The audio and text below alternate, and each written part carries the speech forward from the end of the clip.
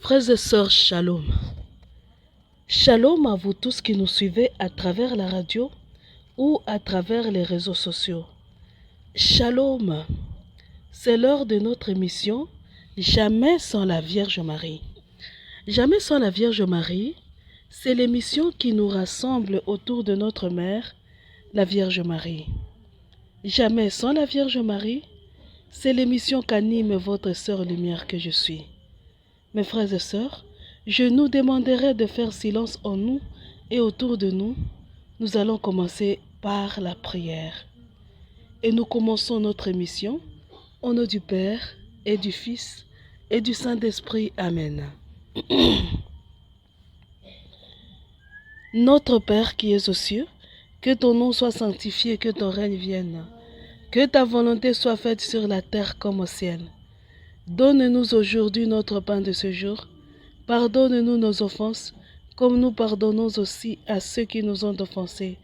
Et ne nous laisse pas entrer en tentation, mais délivre-nous du mal. Car c'est à toi qu'appartiennent le règne, la puissance et la gloire, pour les siècles des siècles. Amen. Je vous salue Marie, pleine de grâce, le Seigneur est avec vous. Vous êtes bénie entre toutes les femmes, et Jésus, le fruit de vos entrailles, est béni. Sainte Marie, Mère de Dieu, priez pour nous pauvres pécheurs, maintenant et à l'heure de notre mort. Amen. Gloire au Père, au Fils et au Saint-Esprit, au Dieu qui est, qui était et qui vient, pour les siècles des siècles. Amen. Viens, Esprit Saint, viens par la puissante intercession du cœur immaculé de la Vierge Marie, ton épouse bien-aimée. Viens, Esprit Saint, viens par la puissante intercession du cœur immaculé de la Vierge Marie, ton épouse bien-aimée. Viens, Esprit Saint, viens par la puissante intercession du cœur immaculé de la Vierge Marie, ton épouse bien-aimée. Ave Maria. Mes frères et sœurs, dans les émissions passées, nous avions dit, nous parlons des étapes pour aller vers l'illumination avec Jésus et Marie. Nous allons vers l'illumination. Et nous avions dit que nous avions pris pour outil le livre de la prophétie des ondes. Et nous allons suivre, vous allez voir comment les démarches qu'ils font, qu'ils nous proposent dans ces livres-là, ce sont des démarches pour atteindre l'illumination avec Jésus et Marie, mais qui sont déviées à la manière du monde, qu'on a utilisé à la manière du monde. Et dans le monde, on dit que la première révélation, c'est cette prise de conscience des coïncidences dans nos vies. Donc, on prend conscience qu'il y a des coïncidences dans nos vies, mais des coïncidences qui sont comme des prédestinations. Et on dirait qu'une force inconnue guide nos vies. Il nous guide vers des découvertes, vers des recherches que nous désirons tant. Donc, la première révélation, on nous disait, quand nous allons atteindre une masse décisive, donc une grande masse de ceux qui vont connaître ces coïncidences, qui vont être conscients de ces coïncidences-là, notre monde changera, n'est-ce pas? On nous parle de ça dans le monde. Et alors, quand on comprend les coïncidences, on se lance à la conquête des autres pour essayer d'atteindre une grande masse. Et les révélations, la soif, une fois qu'on a fait une révélation, l'autre aussi arrive. Et nous avions dit que nous autres, du côté de l'Église, ce qu'on pouvait appeler première révélation, c'est cette perméabilité. Le fait qu'on s'ouvre à Marie pour que par elle, nous puissions atteindre Jésus. On s'ouvre parce qu'on a compris qu'elle est celle qui nous aide à lire dans les livres scellés de notre existence. Elle est celle qui nous donne cette sagesse de l'esprit pour comprendre les choses qui nous arrivent, pour comprendre l'histoire et les événements. Et elle est celle qui nous fait comprendre que la force inconnue dont parle le monde, cette force qui guide, c'est la main de Dieu, c'est la main cachée de Dieu. C'est la force divine qui agit et nous conduit dans ce monde où nous ne comprenons pas, mais il nous conduit de grâce en grâce. De grâce en grâce. L'inconnu dont parle le monde, c'est donc Dieu. Et nous aussi, comme les gens du monde, nous comprenons que si nous sommes nombreux à nous laisser conduire par cette force qui dirige nos vies, alors nous changerons le monde. Nous changerons. Et quand on comprend ça, on se lance dans l'évangélisation, dans le témoignage, etc. Donc c'était ça la première révélation. On a fini avec ça. Aujourd'hui, nous commençons le chemin vers la deuxième révélation. Donc c'est un chemin. C'est un chemin vers la deuxième révélation. C'est là que nous allons. Et nous avions dit qu'il y a deux personnes qui nous guident. L'un qui est orgueilleux et qui nous ouvre à l'orgueil, et l'autre qui est humble et qui nous ouvre à l'humilité. Alors, celui qui nous ouvre à l'orgueil, comme celui qui nous ouvre à l'humilité, fait tout pour nous amener à devenir semblable à lui. Si tu t'ouvres à celui qui t'amène à l'orgueil, l'autre fois on n'a pas parlé de ça, si vous avez raté l'émission, vous allez sur la chaîne YouTube, vous allez rattraper toutes les émissions que vous avez ratées. Vous cherchez la chaîne « Consacrez-vous au cœur immaculé de Marie ». Là, vous allez tout rattraper. Nous avions dit, ceux qui nous guident, les forces inconnues qui nous guident, nous amènent à devenir semblables à elles. Alors, qu'est-ce qu'ils font? Ils nous courtisent. Courtiser, parce qu'ils nous font croire qu'ils sont réellement amoureux de nous, qu'ils nous courtisent. Courtiser, c'est-à-dire, comme on le dit aujourd'hui, ils nous draguent. Ils te courtisent, ils te sollicitent. Excusez-moi. Ils te sollicitent pour essayer de t'arracher ton oui, ton consentement. Puis vous vous rappelez que nous avions dit, nous, dans l'église, la première révélation, c'est la perméabilité. Le fait que je sois perméable, je sois, on peut dire transparent, mais un peu plus que transparent. Voilà. Donc, ils attendent le oui. Le oui. Et pour que nous puissions manger d'eux. Ils attendent notre oui. Du côté de l'orgueilleux, comme du côté de l'humilité. Et l'orgueilleux voudra que tu le manges, que tu manges de lui. L'humble aussi voudra que tu manges de lui. Mes frères et sœurs, Shalom, Ave Maria. Vous allez vous rappeler que quand Dieu nous avait créés au jardin d'Éden, il nous avait créés vierges et chastes. Rappelez-nous de Adam et Ève, mes frères et sœurs. Ils étaient tous les deux dans le jardin d'Éden. Ils passaient des nuits et des jours ensemble, mais ils étaient vierges et chastes. Mais c'est seulement après la chute, après l'évangélisation, donc la tentation du diable et Satan, qu'ils ont perdu leur virginité et leur chasteté. Donc, depuis Éden, Dieu nous veut, depuis notre création, Dieu nous veut vierges et chastes. C'est ça. Mais voici que, à partir d'Éden, il y a deux voies qui s'ouvrent. Dieu dit, tu ne mangeras pas, tu ne mangeras pas l'arbre des fruits de cet arbre. Dieu dit, tu ne mangeras pas. Satan dit, tu mangeras, mange. Dieu, il veut conserver notre virginité et notre chasteté. Il le veut. Voyez, regardez ce qui s'est passé avec Joseph et Marie. Ils ont vécu vierges et chastes, Joseph et Marie. Donc, ils ont répété la virginité et la chasteté d'Éden dans leur foyer. Satan, il est celui qui vient voler notre virginité et notre chasteté. Il la vole. Lui, il ne veut pas de ça. Vous pouvez aller lire dans Ézéchiel 23. Vous allez voir. Et vous lisez aussi dans les livres de la Genèse, les chapitres 3 et 4. Vous voulez que il y a celui qui nous veut toujours vierge et chaste, celui qui veut voler notre virginité. Alors vous allez dire, comment ça, Satan veut nous voler notre virginité?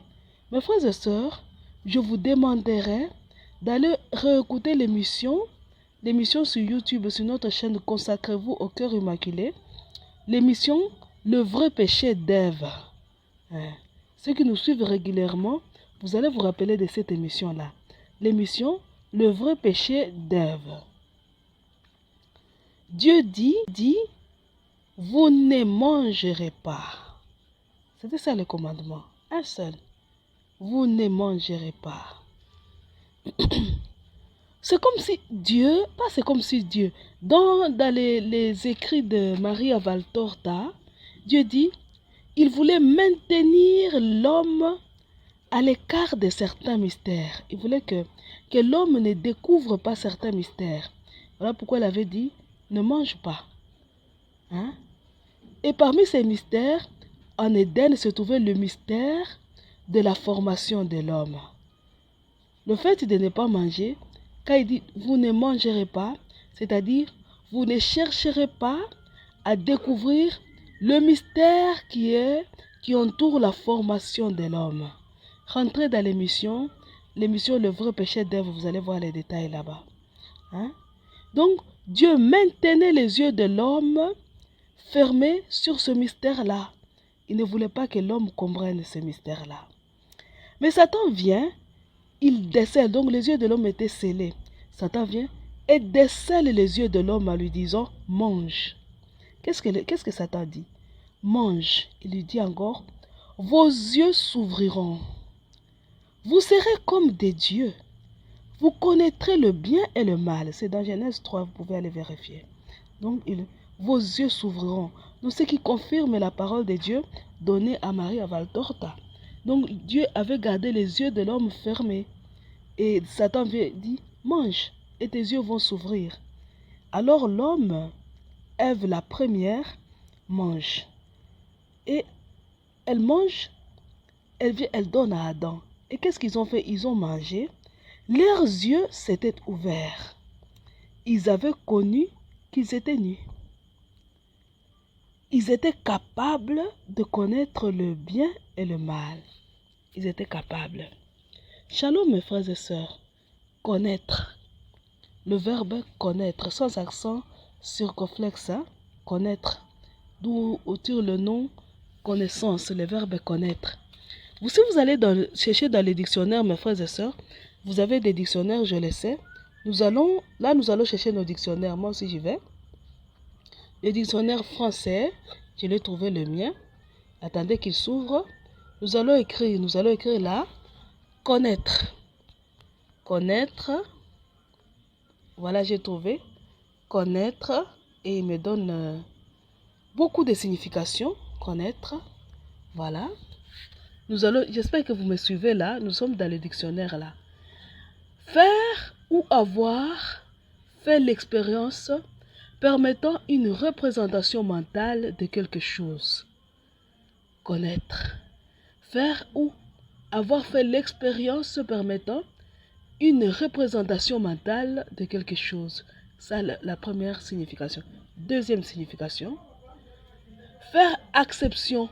Prendre à considération. Troisième définition.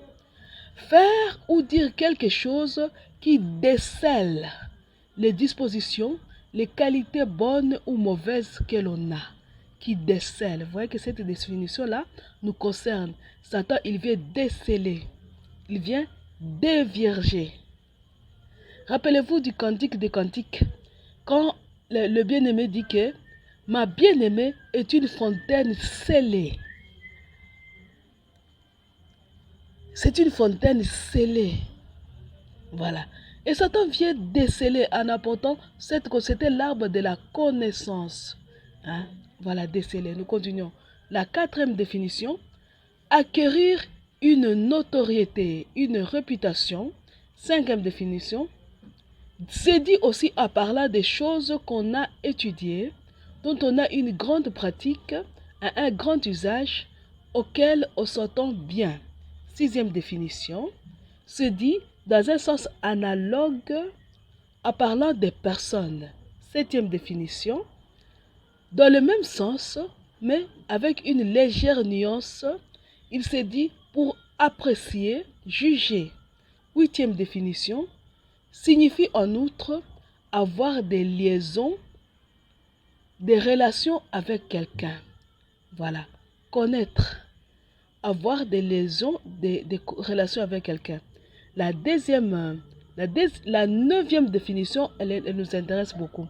On dit ceci, connaître par euphémisme, c'est avoir des relations sexuelles. Et que quand vous allez dans l'émission Le vrai péché d'Ève, Dieu dit le vrai péché c'était le sexe. Connaître, c'était le sexe. Regardez dans toute la Bible, quand on va vous dire que l'homme a connu sa femme, c'est-à-dire qu'ils ont eu des relations sexuelles. Connaître. Même dans les livres de la Genèse, on dit Adam a connu Ève, sa femme, ils ont eu des relations sexuelles. Connaître. Dieu dit, le fruit défendu, c'était de ne pas connaître le mystère de la formation de l'homme. Satan dit, non. Il vient déceler ça, il vient lever le voile, il enlève le voile, il dit manger. Donc, accédez à cette formation-là.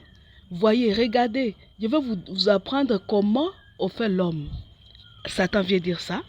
Quand Satan vient dire ça, Ève voit. Il accède à cette information-là. Il part proposer à Adam, ils couchent ensemble. Et ils comprennent que oui, c'est vrai, c'est que Satan, on dit que leurs yeux s'étaient ouverts et ils avaient compris. Mais ils avaient connu qu'ils étaient nus. Ils ont connu qu'ils étaient nus parce qu'ils avaient fini leur relation sexuelle, ils ont connu qu'ils étaient nus.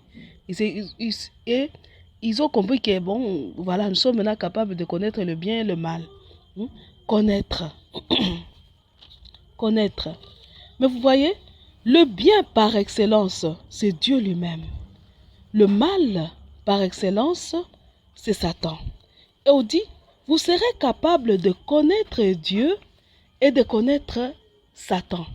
Connaître, n'est-ce pas, nous venons de dire que connaître a une autre signification qui devait dire avoir des relations, des rapports sexuels avec le bien et le mal. C'est-à-dire que l'homme était capable de s'unir seulement avec son Dieu. Tout d'un coup, il devait être capable de s'unir au mal, connaître et de s'unir sexuellement. Connaître, regardez ce verbe-là. Et c'est un mot, c'est vulgaire, ça paraît vulgaire, mais c'est ça la signification. Et dans Genèse, on dit, regardez, on dit que l'homme a mangé. Donc l'homme, il a connu, il a couché avec Ève, ils ont enfanté Caïn. Et regardez, Ève, quand on enfante Caïn, Ève est content, il dit, j'ai formé un homme. Donc Ève confirme la parole de Dieu, de Jésus. Donc la révélation que Jésus nous fait par l'intermédiaire de Maria Valtorta. Ève dit, j'ai formé un homme avec l'aide de l'Éternel. Donc il comprend que oui, maintenant j'ai compris le secret de la formation de l'homme. Après le péché, Adam n'avait rien dit. Ève, qui avait commencé le péché, même après le péché, après la punition, Ève est contente et elle est satisfaite. Ce qu'elle cherchait, elle l'a eu. Elle voulait connaître comment on forme l'homme. Elle a connu, elle a formé un homme. Et cet homme-là, c'est Caïn. C'est Caïn, voilà. Donc, il y a comme un escalier que le malin emprunte pour nous amener à le connaître lui. Donc, pour nous amener, permettez-moi d'utiliser ces mots, parce que c'est le mot qui est le plus utilisé actuellement. Voyez? En français, on pourrait dire vulgaire, mais en français de la rue, mais c'est le mot qui est le plus utilisé actuellement. Quand on dit, elle a couché avec son mari. Satan veut coucher avec l'homme. Alors, il commence petit à petit. Il veut coucher avec l'homme. Il aide la femme à comprendre comment, si on couche avec un homme, on aura un enfant. La femme ne savait pas ça. La femme essaye, elle comprend que c'est intéressant de coucher avec son mari parce qu'on aura un enfant. Elle couche avec son mari et c'est vrai, elle a un enfant. Elle est contente. Mais c'était une façon, comme on dirait une première marche, un premier pas de l'escalier, donc pour l'amener à lui. Adam et Ève ne comprenaient pas pourquoi Satan a fait ça. Ils ne comprenaient pas pourquoi Satan les apprend comment on obtient un enfant. Ils ne comprenaient pas. Satan lui avait une idée derrière la tête. Il leur a appris que si tu couches avec ton mari, tu auras un enfant et tu auras un homme. Ève a réussi. Petit à petit, regardez, comme il connaît où il veut amener ces gens-là, il fait le deuxième pas. Il fait le deuxième pas, Satan. Il dit, on nous dit dans le même livre de la Genèse, dans les livres de la Genèse, que les fils de Dieu avaient trouvé que les filles des hommes étaient très jolies. Ils ont commencé à les épouser, n'est-ce pas? Donc, le deuxième pas, c'était celui-là. Satan voulait avoir des enfants. Donc, les anges perdus voulaient avoir des enfants avec les filles des hommes. Comme ils sont tombés, ils savaient que pour y arriver, il faut coucher avec la femme. Et la femme, elle ne savait pas, elle ne comprenait pas. Ils l'ont aidé d'abord à coucher avec son mari. Ils se multiplient, ils ont beaucoup de filles. Et comme les anges déchus étaient nombreux, ils récupèrent maintenant les filles. Ils couchent avec les filles des hommes. Maintenant, vous comprenez? Donc, Satan, il a fait le premier pas, c'est de détruire la virginité et la chasteté de la femme et de l'homme. Il a détruit, il les amène à l'obéissance. Il fait le deuxième pas, c'est de connaître maintenant la femme. Il couche avec la femme. Aujourd'hui, vous voyez, l'incubat et le succubat, c'est le deuxième pas. Le premier pas, il te vole ta virginité, il te tourne. Donc, pour t'amener à coucher avec lui, il te tourne d'abord vers un homme. Tu couches avec un homme. Après avoir fait ce pas-là, il va t'amener à coucher avec lui par les incubats et succubats, le mari et femme de nuit. Aujourd'hui, on en parle, les maris et femmes de nuit, on en parle partout. Pourquoi? Parce que le diable Satan a compris qu'au temps de la Genèse, il avait réussi. Quand il a créé l'incubat et succubat, il a commencé à coucher avec les femmes, les filles des hommes. Il a transformé l'homme en un autre démon. Dans le livre d'Enoch, on dit même que la sorcellerie est née, la magie est née, quand les anges perdus ont commencé à coucher avec les hommes. Quand ils ont commencé à coucher avec les femmes, ils ont appris la magie aux femmes. Ils ont appris la magie, la sorcellerie, toutes ces choses-là aux femmes. C'est comme ça que la magie est arrivée sur la terre, à travers les anges perdus. Donc, ils les ont transformés à d'autres démons rebelles pour leur propre destruction. Voilà. Et la race des hommes était totalement détruite, donc abîmée, tellement abîmée que Dieu a regretté pourquoi il a créé l'homme. Il a regretté d'avoir créé l'homme, Dieu. Donc, il t'amène du sexe semble avec un humain jusqu'au sexe avec les esprits. Voilà. Le sexe, c'est une porte. Donc, il t'amène à l'incubat et succubat. Et les magiciens sont très forts dans ça. Ils t'amènent là, à ce niveau-là. Tu deviens un avec lui. Voilà, vous savez, quand tu couches avec un homme, tu deviens un avec cet homme-là, n'est-ce pas? Tu couches avec lui. Et quand tu couches avec un homme, tu mets au monde un enfant qui est charnel, qui est appelé à mourir parce qu'il va retourner à la terre, n'est-ce pas? Il a la chair. Et la punition de Dieu avait dit, nous mourrons quand nous naissons selon la chair. Il naît selon la chair, nous sommes appelés à mourir. Et quand tu couches avec les démons, tu mets au monde les hybrides. Ouais, les hybrides de jadis étaient des grands héros. Les hybrides d'aujourd'hui, ce sont des stars. Les grands influenceurs, les grandes influenceuses, les hommes connus dans la science, dans les arts, dans beaucoup de choses. Ce sont là les hybrides d'aujourd'hui. Ils sont pleins dans ce monde-là.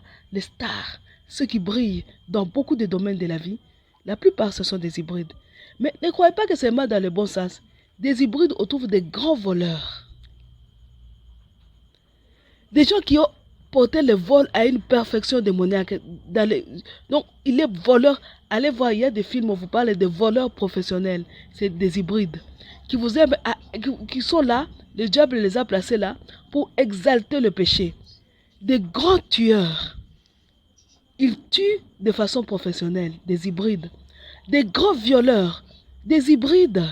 Vous allez trouver des grandes prostituées. Ce sont des prostituées, des hybrides. Deux autres, vous allez trouver des grands scientifiques, des hybrides, des hybrides. Des grands commerçants, des grands, les grands, beaucoup parmi les grands de ce monde, dans les bons comme dans les mauvais sens. En anglais, j'ai maudit famous et notorious, mais je ne parle plus l'anglais, j'ai dit oublié, mais c'est ça. Donc, dans le bon sens comme dans le mauvais sens, les grands, en majorité, ce sont des hybrides. Aujourd'hui, les hybrides ne naissent pas seulement parmi les riches, mais aussi parmi les pauvres. Et puis, aujourd'hui, les anges déchus ne couchent pas seulement avec les filles des hommes, ils couchent même avec les hommes, parce que l'homosexualité est acceptée. Ils couchent même avec les hommes. Et puis, l'incubat et succubat n'est pas accepté seulement parmi les adultes, même parmi les tout petits enfants. Voilà pourquoi on est en train de lutter pour faire accepter même la pédophilie. Et puis, les démons n'ont plus besoin de se transformer en femme pour coucher avec un homme. La même chose, il n'a plus besoin de prendre seulement l'apparence humaine pour coucher avec les hommes. Il peut prendre l'apparence animale. Il se transforme à python, à serpent, à chien, à cochon, parce que la zoophilie est acceptée. Vous voyez. Il sait que si je me transforme en cochon, il va coucher avec moi. Vous voyez, c'est ça. Donc, c'est misérable. Les choses qui se passent sont dégoûtantes. C'est dégoûtant. C'est vraiment dégoûtant. Bon, pour moi, je ne sais pas pour vous. Moi, je les trouve dégoûtants. Et quand tu couches avec un homme, tu deviens un avec cet homme-là. La même chose. Quand tu couches avec un démon, tu deviens un avec ce démon-là. Tu deviens un, vous devenez un, toi et les démons, parce que vous avez couché ensemble. Il y a eu mariage, il y a eu épousailles. Vous devenez un avec ce démon-là. Or, quand Adam a couché avec Ève, Dieu a dit, alors Adam va dominer sur toi, Ève. Et toi, tu vas lui rester soumis. La soumission vient de là-bas. Tu seras soumise et il va dominer sur toi. Nous revenons maintenant. Quand tu couches avec un ange déchu, avec un démon, un incube et succube, même si tu es un homme, l'homme le plus fort qui puisse exister, tu deviens sa femme. Tu lui dois. Voilà pourquoi on vous dit que dans le monde occulte, c'est la soumission totale, absolue.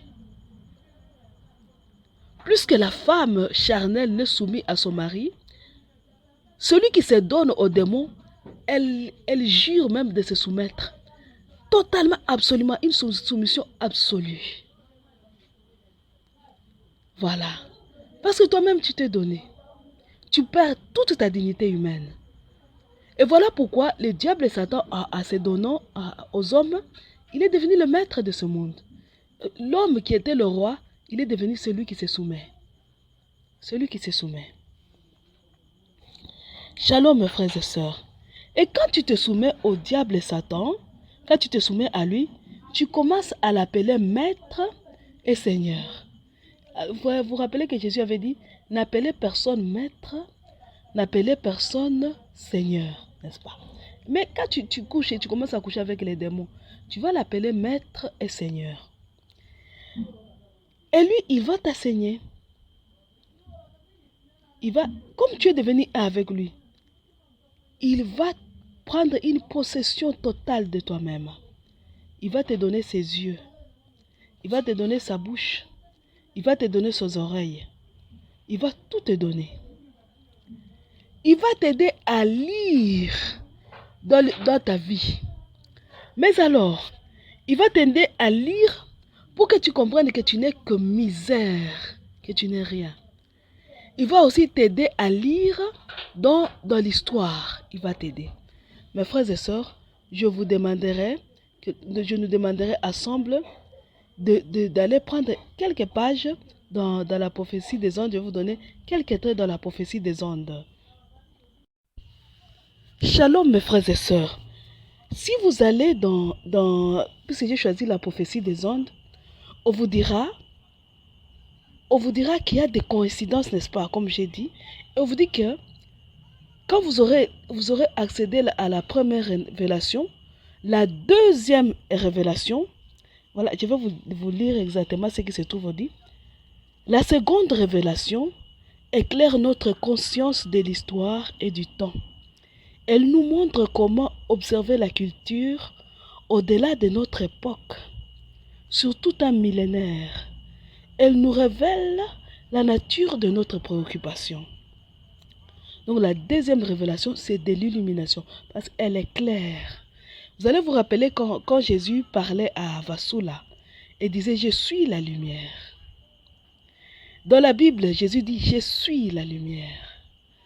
On dit, il y a une révélation qui éclaire notre conscience. Notre conscience de l'histoire et du temps. C'est ce que je venais de dire, que quand tu t'unis au malin, il va te donner ses yeux.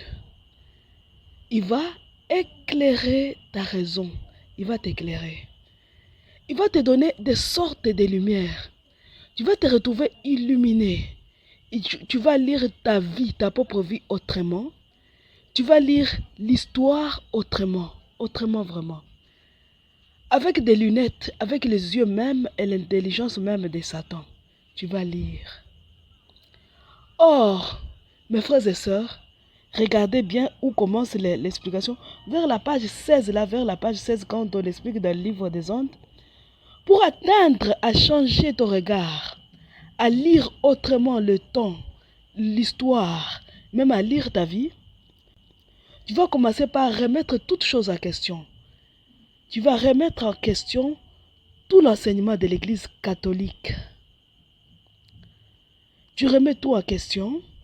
Tu remets en question les hommes de Dieu et leur nature, leur rôle, leur importance dans la société.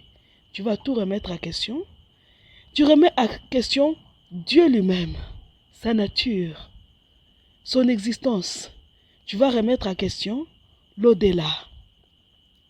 Tu vas remettre beaucoup de choses en question et en ne voyant que le côté négatif. Shalom mes frères et sœurs. Tu ne verras que le côté négatif de toutes ces choses-là. Le côté négatif de l'Église. Le côté négatif de l'Église catholique. Le côté négatif des enseignements de l'Église catholique, les dogmes, etc. Le côté négatif des hommes de Dieu, donc des prêtres, des prélats de l'Église catholique. Le côté négatif, tu vas voir quel est le côté négatif. Et tu vas tomber dans la rébellion. La rébellion contre Dieu lui-même, la rébellion contre l'Église. Tu vas tomber dans la rébellion contre tout le monde. Et tu voudras que tout change, que les hommes de l'Église soient remplacés par les autres. On dit dans les livres des hommes, on va vous dire par les hommes forts, les scientifiques. Tu voudras que même Dieu soit remplacé. Tu risques de tomber même dans l'athéisme, croyant que Dieu même n'existe pas. Tu pars de rébellion à rébellion. Shalom mes frères et sœurs. Et quand tu vas aller au sommet de la rébellion, tu vas trouver la deuxième révélation. Ta conscience sera éclairée. C'est ce qu'il vient de dire, n'est-ce pas? Ta conscience de l'histoire et du temps sera éclairée. Ta manière d'observer la culture, cette manière-là va être éclairée. Si nous analysons, est-ce que tu as été éclairé réellement? Quand tu pars de rébellion à rébellion. Regardez ceux qui ont embrassé cette façon de voir.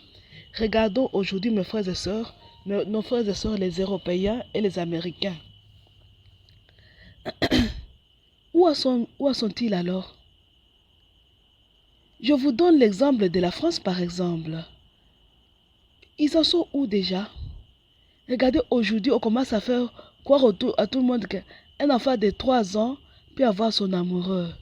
Il y en a qui ont eu des enfants qui ont fait 10 ans de vie en couple. L'enfant a 10 ans. Bon. Aujourd'hui, on vous parle de la zoophilie et de la pédophilie qui est adoptée. Regardez tous les dégâts qu'a causé la science dans le monde. Nous venons de coronavirus. un dégât de la science. Ils ont fermé la porte à l'église. Ils ont proclamé la laïcité, démocratie, je ne sais pas quoi. Aujourd'hui, nous sommes où dans le monde? Nous sommes où? Les Français, les Européens, certains Américains commencent à dire, ouvrons les yeux, où est-ce qu'on nous amène? Où est-ce qu'on nous amène?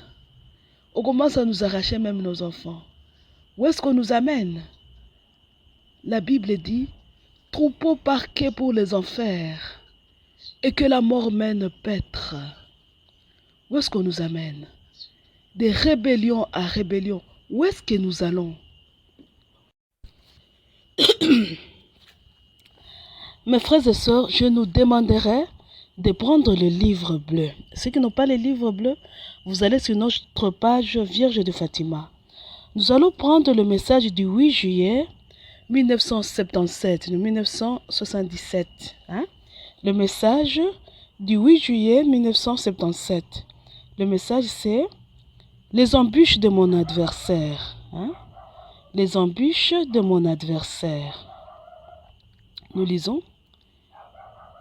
Laissez-vous toujours conduire par moi, mes fils bien-aimés, dans la plus grande confiance en mon cœur immaculé.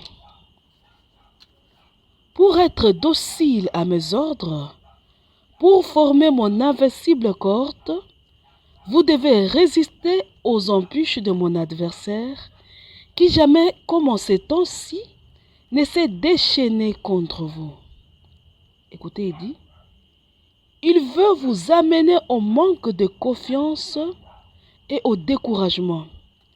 Il vous fait souffrir par son action sournoise et trompeuse. Écoutez, la Vierge dit, il insinue même en vous le doute que vous n'êtes pas vraiment choisi et chéri de moi, tant il vous persuade de votre grande misère et vous fait ressentir la mesure de votre humaine fragilité. Voilà pourquoi je vous ai dit, quand vous épousez un démon, il va vous aider à lire. Il va vous aider à lire dans votre vie. Et il va vous aider, et la Vierge dit, il va vous amener au manque de confiance et au découragement. Il va vous faire souffrir par son action sournoise et trompeuse. La Vierge dit, il insinue même en vous le doute que vous n'êtes pas vraiment choisi et chéri de moi. Tant il vous persuade de votre grande misère et vous fait ressentir la mesure de votre humaine fragilité.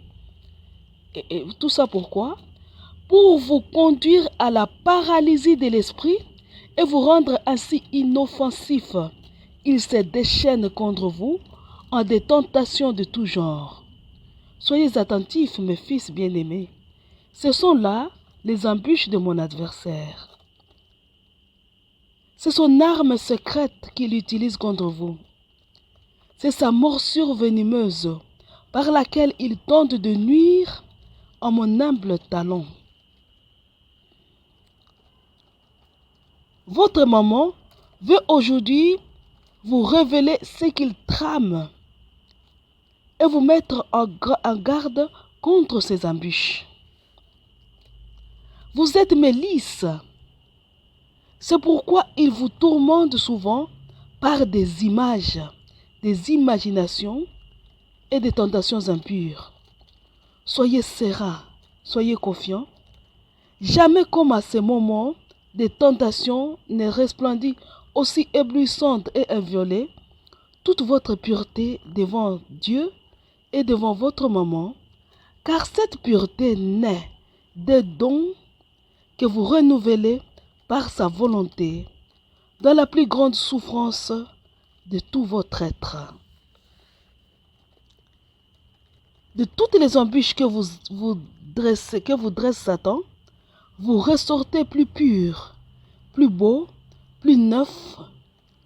Et la souffrance que vous ressentez, moi-même je l'utilise comme une arme terrible pour arracher à mon adversaire tant de vos frères prêtres.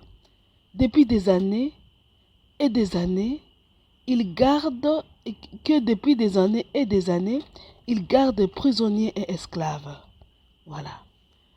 Vous êtes mes roses, qui ne doivent exhaler leur parfum d'amour que pour mon fils Jésus et pour moi. Mon adversaire vous tend donc des pièges en vous présentant à votre cœur des créatures à qui, insensiblement, il cherche à vous lier. Ici encore, son action est toujours sournoise. Il vous présente des créatures bonnes, vertueuses même, voire douées des dons extraordinaires, qui cependant peuvent être un obstacle à votre acte d'amour envers mon Fils Jésus. Acte que je voudrais rendre de plus en plus pur, incessant et parfait. Il suffit de plus petit attachement à n'importe quelle créature pour que votre acte d'amour ne soit plus comme mon cœur immaculé le désire. Et vos âmes sont ainsi obscurcies par des ombres qui vous empêchent de recevoir et de comprendre toute la lumière que je vous donne et dont vous avez besoin pour composer ma couronne d'amour. Ô mes fils bien-aimés, venez à moi, vous tous, car vous êtes si petits, si dépourvus d'assurance, si incapables. Venez, car vous êtes mes tout petits, car vous avez tous besoin de moi pour marcher sur la voie de l'amour parfait. Vous êtes mes si clamants. Par votre petitesse intérieure, par votre esprit d'enfance, Satan vous tend des pièges. Il vous amène à vous sentir adulte, plein d'assurance, à placer en vous-même, en vos idées, en vos actions, le motif de votre assurance. Et comme la confiance et l'abandon sont les qualités des petits, voici qu'ils vous tendent de plus en plus par le doute, le manque de confiance à propos de mon action envers vous. Ils cherchent à vous convaincre que c'est vous qui agissez, que c'est vous qui devez organiser et agir. Voilà. Que tout ne dépend que de vous. Voilà là où nous amène Satan. Et vous vous faites de plus en plus... Et vous faites de plus en plus et vous ne laissez pas faire moi-même. Je ne peux plus vous conduire parce qu'ainsi, vous n'êtes plus capable d'être docile. Si vous ne restez pas petit, mon plan ne peut s'accomplir. C'est pourquoi, mes fils bien-aimés, j'ai voulu vous révéler les embûches par lesquelles mon adversaire tentera de plus en plus de vous tromper et de vous servir. Répondez toujours et seulement par votre confiance héroïque en moi. De votre part, je n'ai besoin que de votre confiance. Mais tout petit, pour écraser la tête de mon adversaire, alors qu'il tentera de me mordre au talon en vous dressant des embûches. À vous, mes enfants bien-aimés. Shalom, mes frères et sœurs. Je nous demanderai de prendre un deuxième message. Le deuxième message, c'est le message du 1er décembre 1973. Le message du 1er décembre 1973. L'esprit des rébellions contre Dieu. Voilà. Là où nous amène le monde. On dit, on nous arrive à la remise en question de toutes choses et vous tombez finalement dans la rébellion. Voilà, la Vierge nous en parle. L'esprit des rébellions contre Dieu. Commence cette nouvelle année liturgique par beaucoup de prières. Ce n'est que dans mon cœur que tu trouveras un refuge assuré contre le nombreux troubles de la vie d'aujourd'hui. Troubles, angoisses et tribulations sont destinés à grandir de jour en jour parce que l'humanité, rachetée par mon Fils, s'éloigne de plus en plus de Dieu, transgresse sa loi. Écoutez, la Vierge dit, le démon de la luxure a tout contaminé, mes pauvres enfants, comme vous êtes malades et atteints, nous sommes malades et atteints par la luxure. La Vierge dit, l'esprit de rébellion contre Dieu a séduit l'humanité.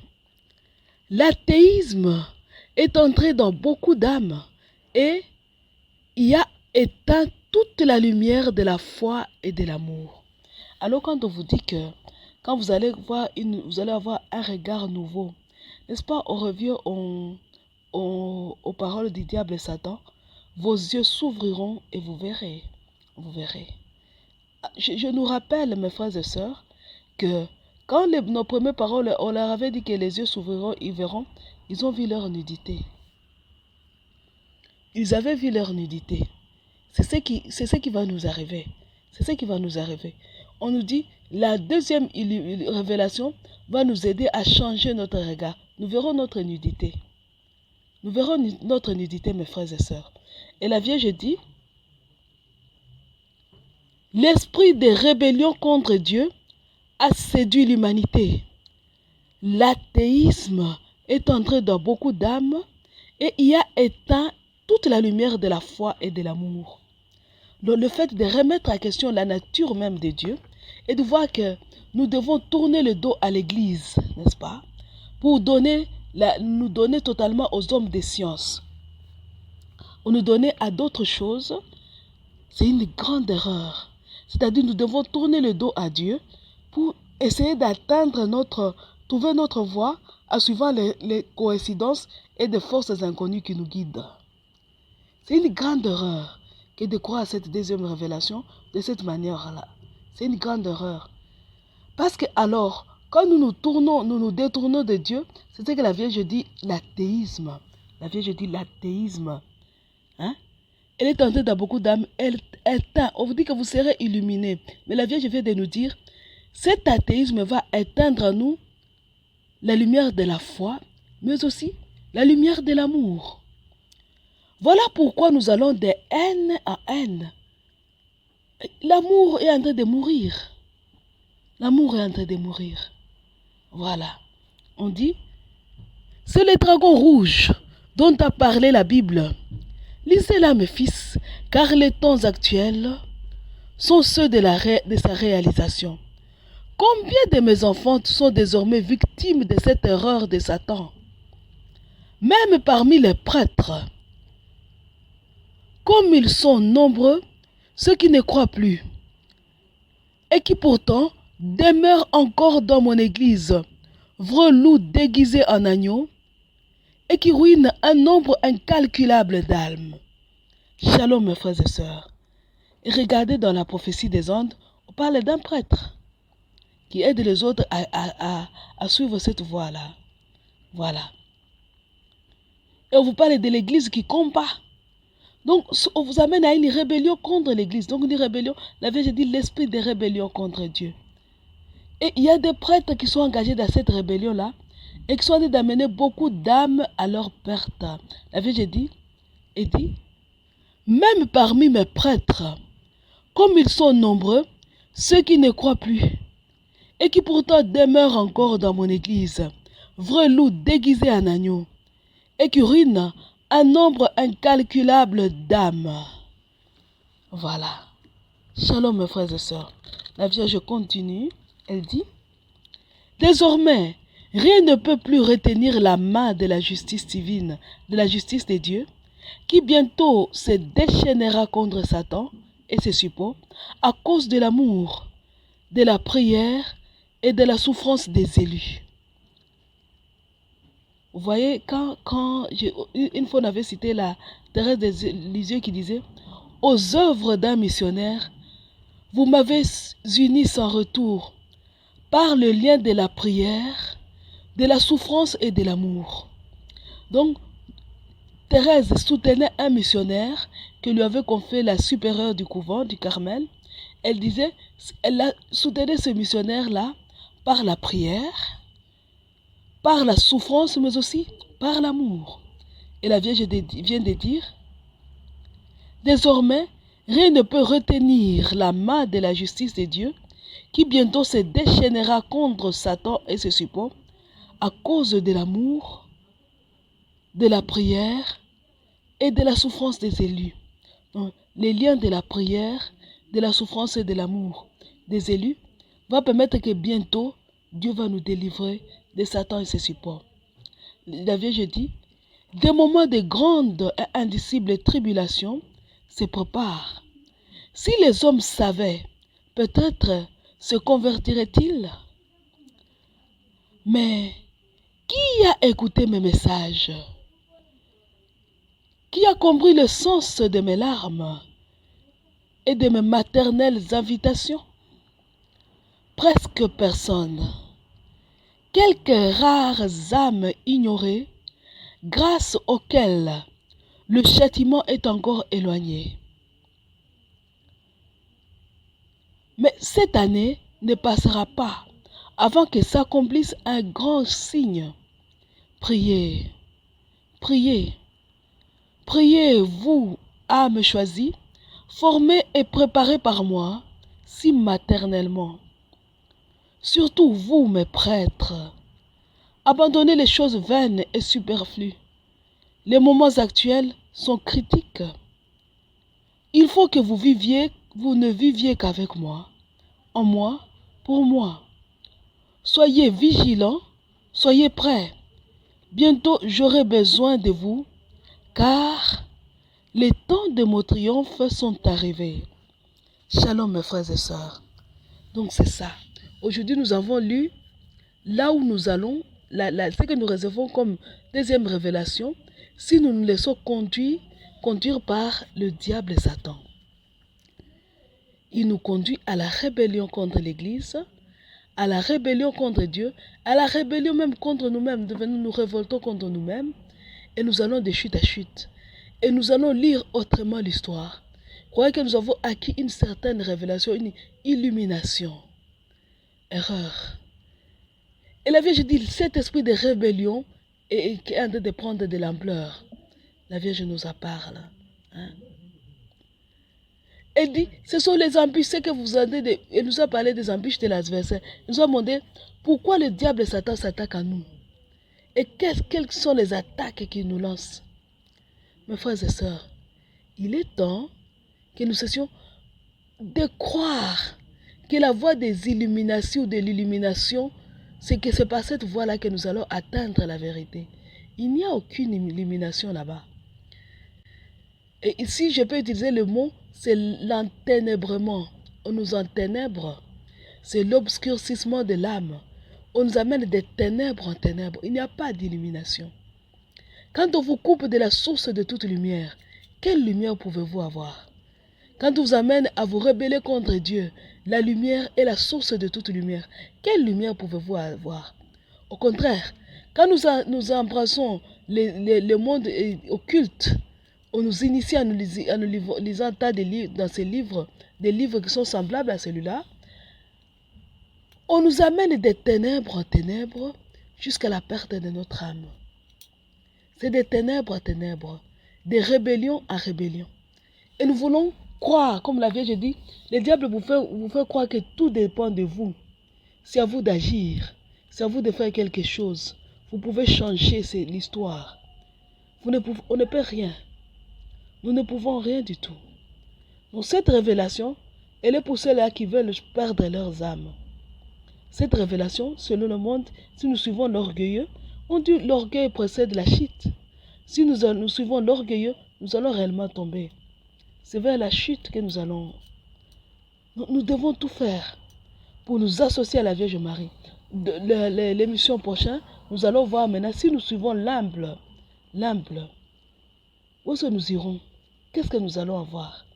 Aujourd'hui, nous avons suivi l'orgueil, vous avez vu là où nous sommes allés. Quand nous allons suivre l'humble, où est-ce que nous irons? Hein? Mes frères et sœurs, il est temps que nous puissions comprendre. Il est temps que nous laissions la Vierge nous guider. Il est temps. Mes frères et sœurs, c'est l'heure. Nous allons prier. Nous disons gloire au Père, au Fils et au Saint-Esprit, au Dieu qui est, qui était et qui vient, pour les siècles des siècles. Amen. Sous votre garde, nous nous réfugions, Sainte Mère de Dieu. Ne méprise pas la prière de tes enfants en détresse, mais délivre-nous de tout danger, ô toujours Vierge, glorieuse et bénie. Notre secours est dans le nom du Seigneur, qui a fait le ciel et la terre. Que le Seigneur comble de bénédictions notre semaine et nous garde pleine d'assurance, nous cache au plus profond du cœur de Marie, notre maman, jusqu'à ce que nous nous reverrons encore. Et nous disons à dimanche prochain. Nous clôturons notre émission au nom du Père et du Fils et du Saint-Esprit. Amen.